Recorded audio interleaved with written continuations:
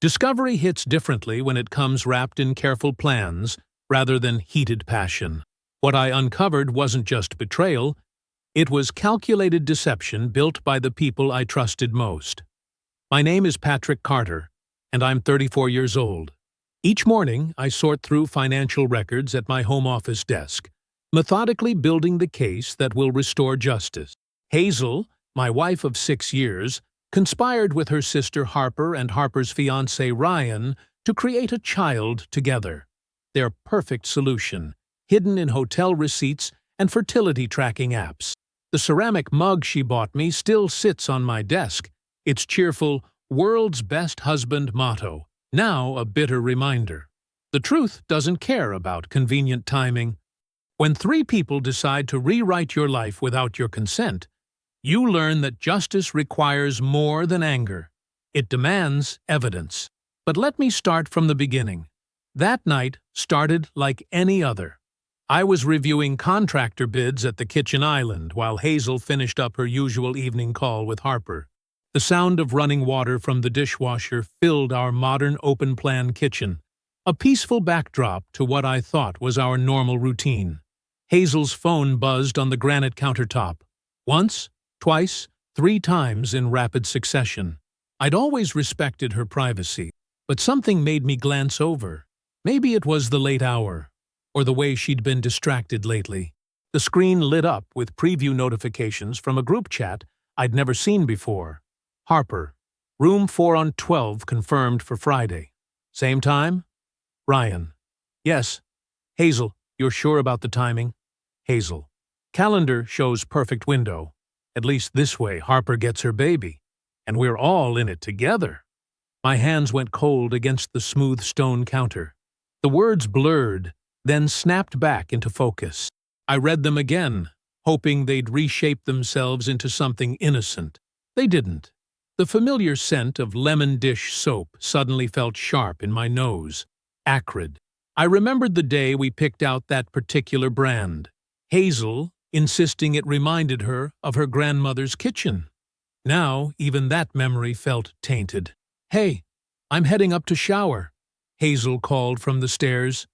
Her voice sounded normal, practiced. How many times had she acted perfectly natural while carrying this secret? "Sure," I managed, my own voice steady despite the vice grip tightening around my chest. "I'll be up in a bit." As soon as I heard the water running upstairs, I grabbed my phone and stepped out onto our back deck. The motion sensor light clicked on, harsh and revealing. My fingers shook slightly as I pulled up Melvin's number.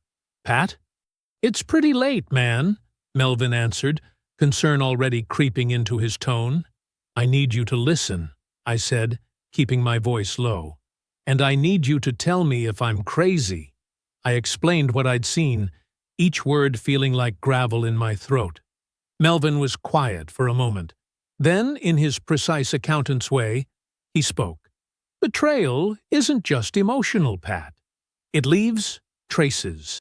Hotel bookings, payment records, text messages, it all creates a trail. If they're planning this together, there's proof beyond just those messages."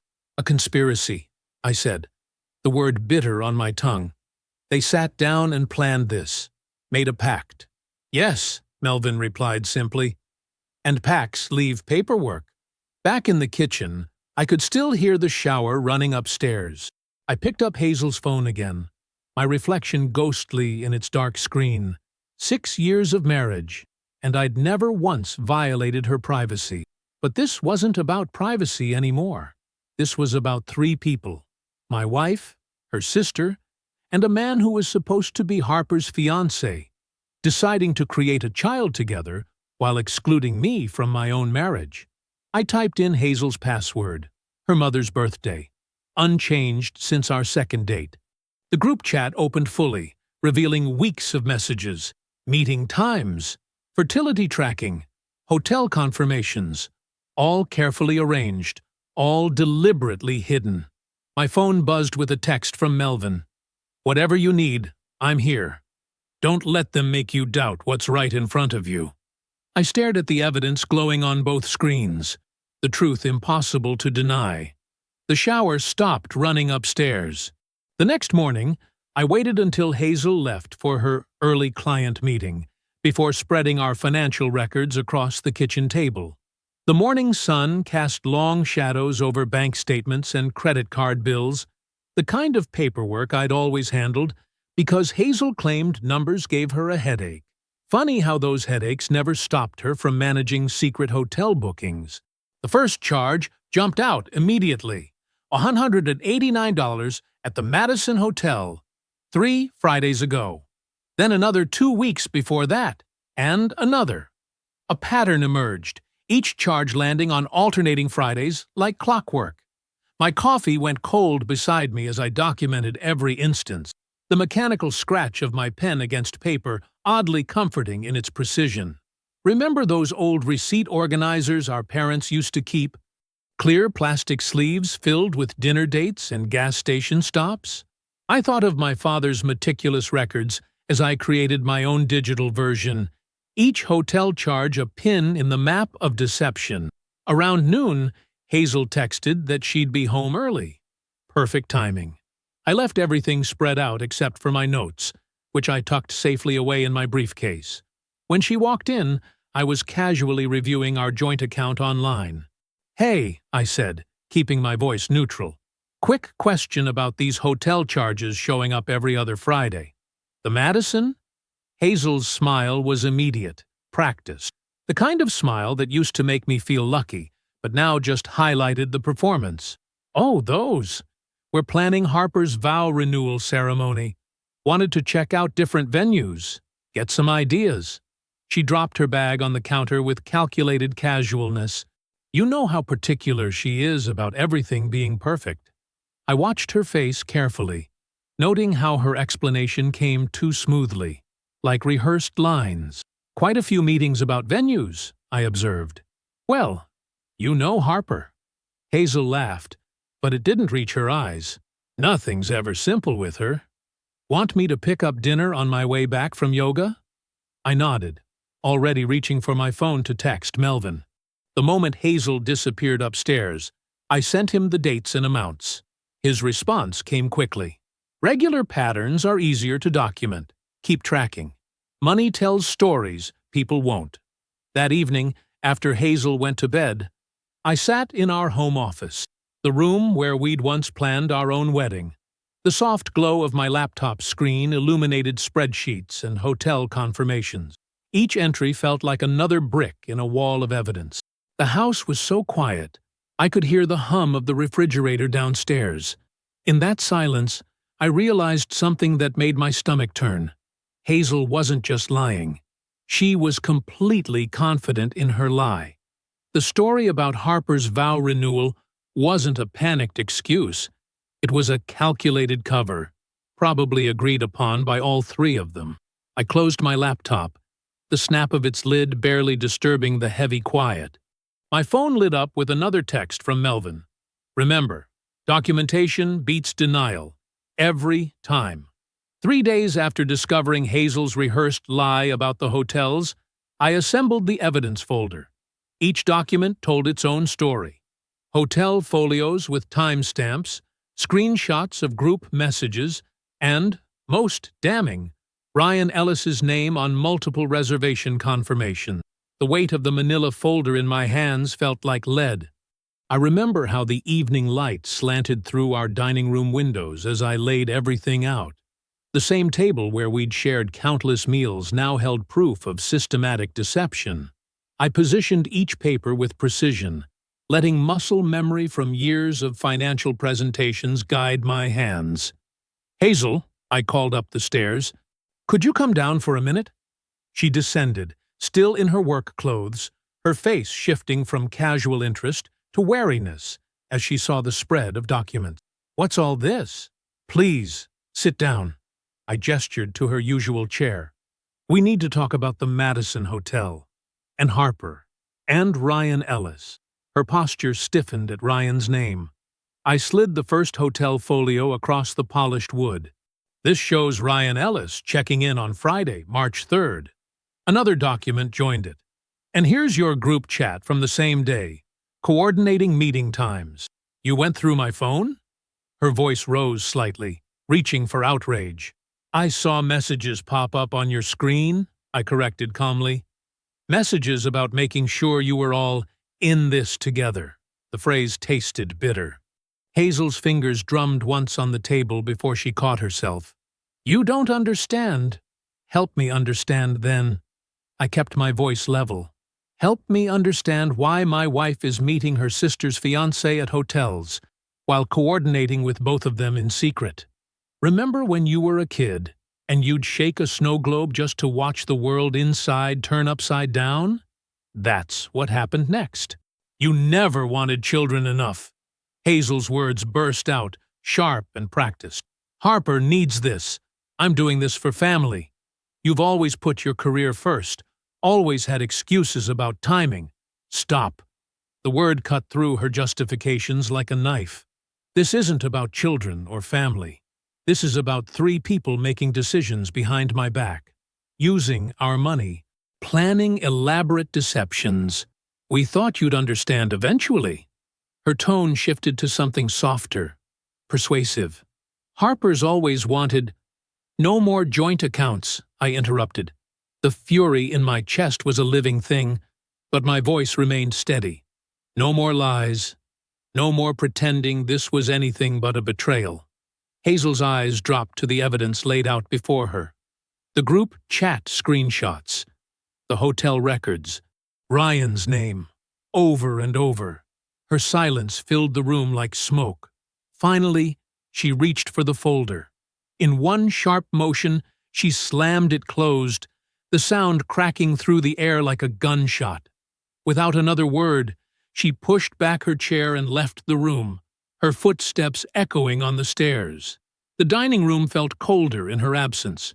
I sat there, looking at that closed folder, knowing we'd crossed a line that could never be uncrossed. The morning after confronting Hazel, I sat in Arjun Enriquez's office, surrounded by dark wood paneling and the faint scent of leather-bound law books. My evidence folder looked smaller on his massive desk, but his expression grew more serious with each document he reviewed. "Mr. Carter," Enriquez said, adjusting his wire-rimmed glasses, "this is more than simple infidelity." His silver-streaked hair caught the morning light as he leaned forward. "These hotel records show a pattern. But what concerns me more are these financial transactions." I remembered the way Mom used to sort receipts at our kitchen table, teaching me that numbers tell stories. Melvin, my friend who's a CPA, he helped me track everything. Smart move. Enriquez spread out the spreadsheets Melvin had prepared. "Your wife has been systematically withdrawing from your home equity line of credit. These transfers," he tapped a column of figures, "they're labeled as family support, but they're going directly to cover what appear to be prenatal expenses for Harper Johnson." My throat tightened. "Prenatal? And there's more." He slid another document forward. "Regular transfers to Ryan Ellis's personal account. Small amounts, but consistent. The pattern suggests coordinated planning." The leather chair creaked as I shifted. Through the window, I could see downtown traffic flowing normally, people going about their days while my world tilted on its axis. How bad is this legally? Without immediate action? Very. Enriquez's tone carried the weight of decades of family law experience. "If Harper lists you as a supportive brother-in-law in any medical documentation, or if these financial entanglements continue, you could be dragged into obligations that would be difficult to untangle." Melvin had helped me prepare for this meeting, walking me through every transaction he'd traced. The familiar rhythm of his voice explaining debits and credits had been an anchor in the chaos. Now, watching Enriquez examine those same numbers, I felt a cold certainty settle in my chest. "What's our first move?" I asked. "We need to freeze accounts immediately." Enriquez pulled out a legal pad, his pen moving with precise strokes.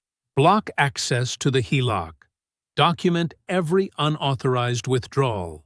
And most importantly, file protective orders to prevent any new financial obligations from being created in your name."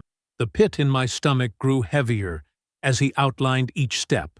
This wasn't just about broken trust It was about protecting my financial future from being hollowed out from the inside. Mr. Carter. Enriquez set down his pen and met my eyes directly. Based on these patterns and the amounts involved, we don't have the luxury of time. You have days, not weeks, to act. The word days hung in the air between us, heavy with urgency. I looked down at my hands, remembering how they'd trembled when I first found those messages on Hazel's phone. They were steady now. I left Enriquez's office with a stack of documents and a timeline burning in my mind. 72 hours.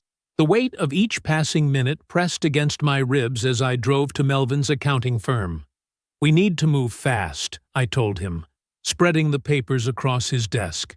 The familiar scent of coffee and printer toner filled his office, a strange comfort in the midst of chaos. Melvin adjusted his glasses, beard slightly scruffy as always. I've got the transaction records ready. We'll start with the HELOC freeze. His fingers flew across the keyboard, bringing up account details I'd trusted Hazel with for years. Enriquez says if we don't file by Friday, Harper could claim I was supporting this arrangement. The word tasted bitter. Something about being listed as family support. Not happening. Melvin's voice carried the same steady certainty I remembered from college, when he'd talk me through complex formulas late at night. I've documented every unauthorized withdrawal. Look at this pattern. He turned his monitor, showing me a spreadsheet tracking months of careful deception. Hotel charges disguised as business expenses. Cash withdrawals labeled as household items. Regular transfers to accounts I'd never approved. Remember when you first discover someone's been lying to your face? That moment when all the little inconsistencies suddenly align into a perfect pattern of betrayal? I was living in that moment, watching it unfold in rows of numbers and dates. We need to freeze everything joint, I said, pulling out my phone. Checking, savings, investment accounts. Already on it. Melvin handed me a printed checklist. I've highlighted the accounts we need to lock down first. Sign here and here. He pointed to marked lines. I'll witness everything. The next few hours blurred into a parade of forms, phone calls, and confirmation numbers. Each signature felt like another brick in a wall between me and financial disaster.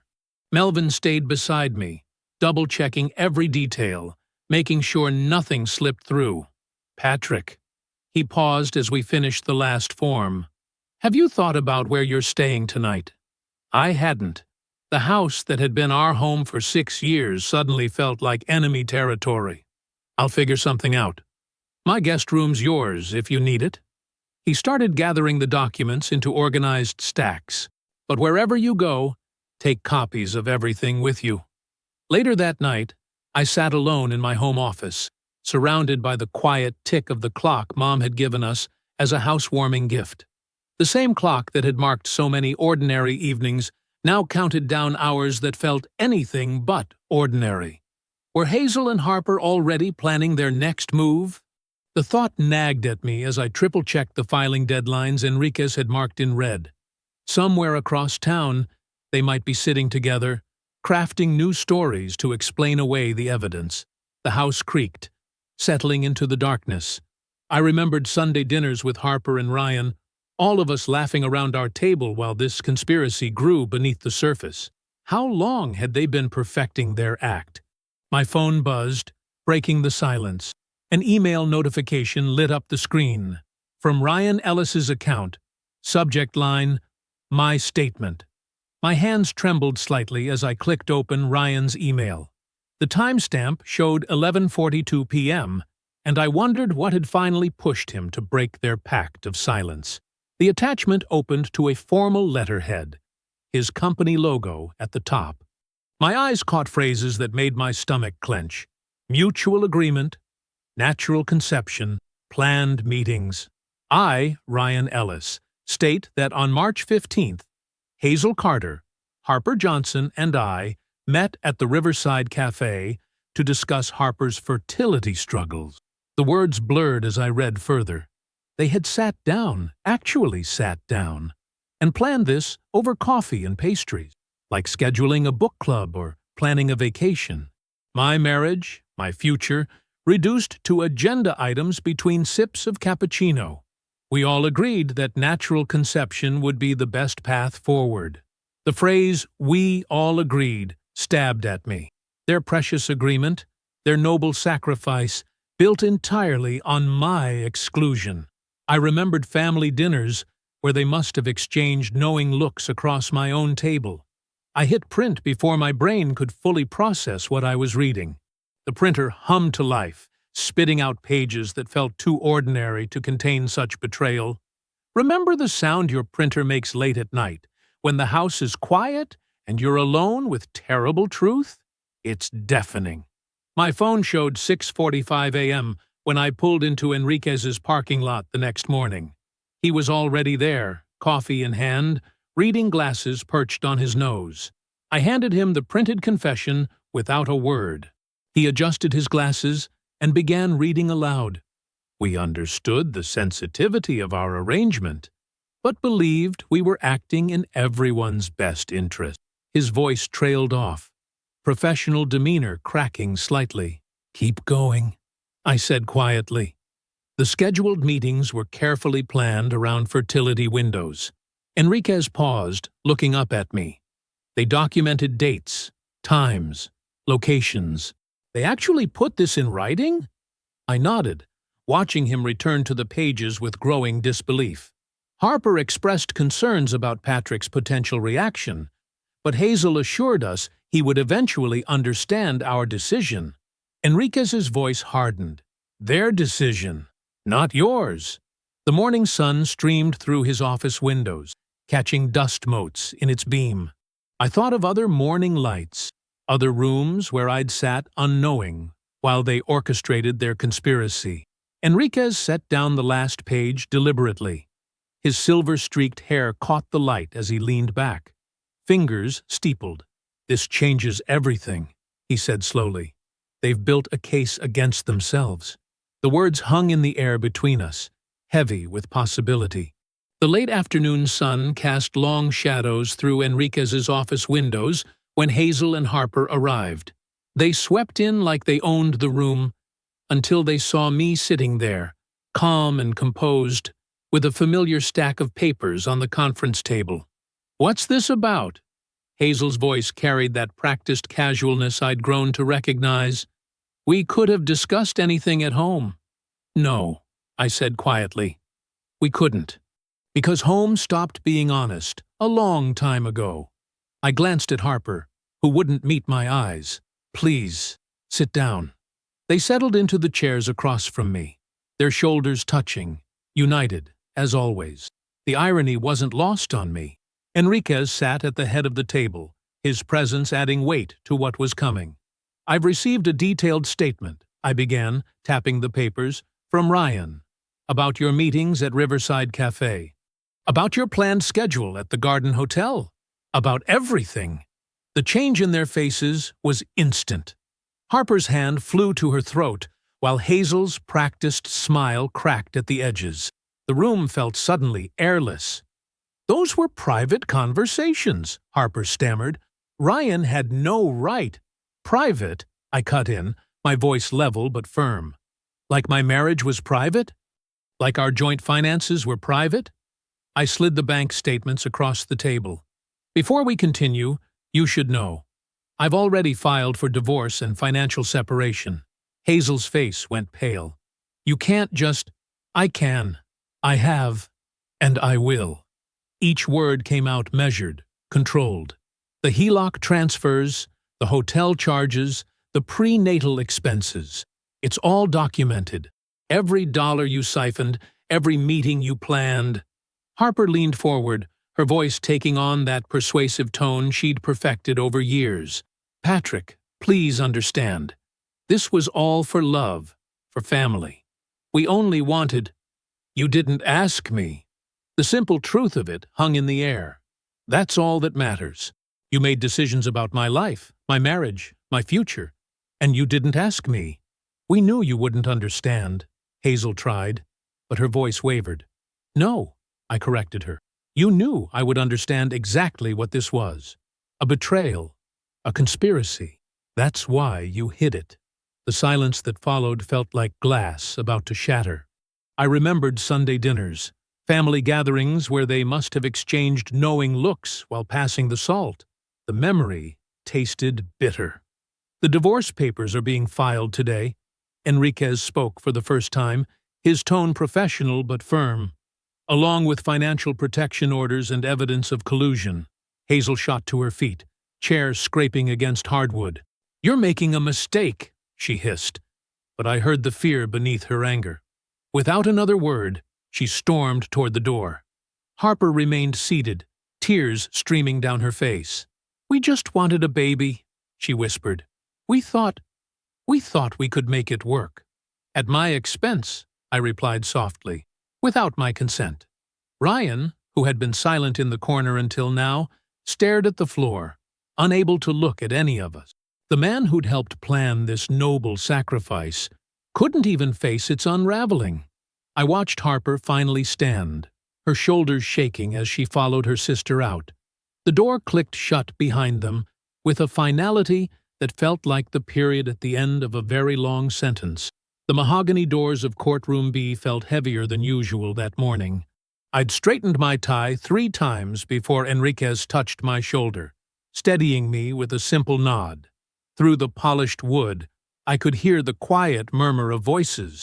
"All rise," the bailiff called as we entered.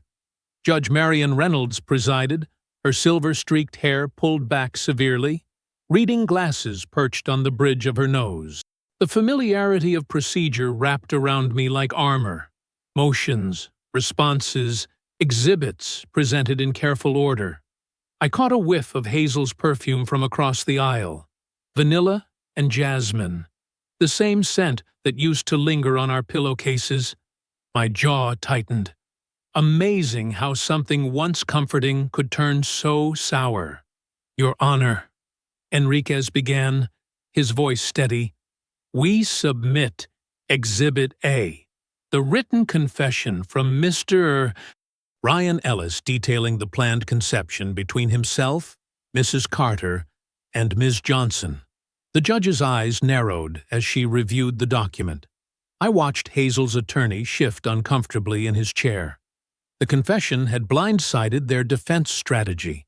"Furthermore," Enriquez continued, "Exhibit B contains the financial records prepared by certified public accountant Melvin Delaney, demonstrating systematic withdrawal of funds from the couple's HELOC account." Melvin sat in the gallery behind me. I could feel his supportive presence, remembering late nights hunched over spreadsheets, tracking every dollar they'd tried to hide. The judge removed her glasses, fixing Hazel with a direct stare. "Mrs. Carter, these records show transfers to both your sister and Mr. Ellis, labeled as prenatal expenses. Would you care to explain?" Hazel's silence filled the courtroom, her perfectly manicured hands twisted in her lap, a nervous tell I'd learned to read years ago. "And Ms. Johnson," Judge Reynolds continued, turning to Harper, "your petition for continued support of these expenses is denied. This court will not validate financial obligations created through deliberate deception." Harper's face crumpled. I kept my eyes forward, hands clasped behind my back so tight my knuckles went white. The muscle in my jaw jumped. "Based on the evidence presented," Judge Reynolds declared, "this court finds clear grounds for dissolution due to adultery and financial fraud. Mrs. Carter, you are ordered to repay all funds withdrawn from the HELOC account, with interest." She paused, letting the words land. "The marriage is hereby dissolved." The gavel crack echoed like a thunderclap. I remained standing as others began to move, letting the finality wash over me. Through the tall courthouse windows, sunlight streamed in, catching dust motes in its beam. I thought of another sunny day, years ago, when I'd stood before a different judge and said, "I do," believing in promises that turned to ash. Enriquez gathered our papers while Hazel and Harper huddled with their attorney, their whispered protests carrying across the now empty courtroom. I didn't wait to hear more. With measured steps, I walked to the heavy doors, pushed them open, and stepped into the bright morning air. On the courthouse steps, I took my first deep breath as a free man. The spring breeze carried the scent of newly cut grass and possibility. Legal victory tasted like vindication, clean, clear, and final. The morning after the court hearing, I stood in what used to be our nursery, staring at the untouched crib we'd bought in more hopeful times. The white paint still looked fresh, the mattress still wrapped in plastic. My fingers traced the smooth wooden rails as I remembered the day we'd assembled it, full of dreams that now felt like mirages. Have you ever noticed how silence changes its character depending on what you bring to it? This quiet wasn't the suffocating stillness of betrayal anymore. It had transformed into something cleaner, lighter. Need help with that? Melvin's voice came from the doorway. He'd shown up early, ready to help with the final moving day push. Yeah, I managed, throat tight. Let's break it down and box it. Working methodically, we dismantled the crib piece by piece. Each component went into bubble wrap, then into a large box marked Donate in thick black marker. Some ghosts you pack away, others you give away completely. The rest of the house yielded its secrets more easily. Books, clothes, the practical pieces of a life I was reclaiming. The scent of cardboard and packing tape filled my nostrils, replacing the lingering traces of Hazel's vanilla jasmine perfume. Remember those old keys you'd carry forever? Not sure what they opened anymore? I held my house key up to the morning light streaming through the kitchen window. 5 years of coming home through that door, never imagining I'd be the one choosing to leave. With deliberate movements, I worked it off my keyring. In its place, I slid on a new brass key, bright, unmarked, full of possibility. My new apartment key caught the light differently, throwing back golden reflections instead of tired silver ones. "Last box," Melvin called from the living room. "You ready?" I took one final look around the kitchen where I'd cooked countless meals, had countless conversations. The empty counters gleamed, wiped clean of history. "Yeah," I said, picking up my box of important papers, including the court decree. "Let's go." The drive to my new place was quiet, but comfortable.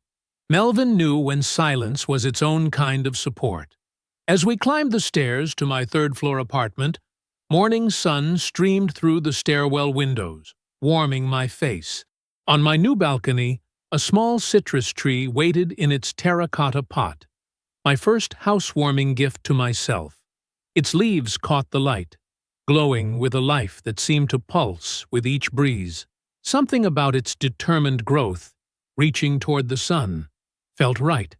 Inside, I set the court decree on my new desk, the brass key beside it.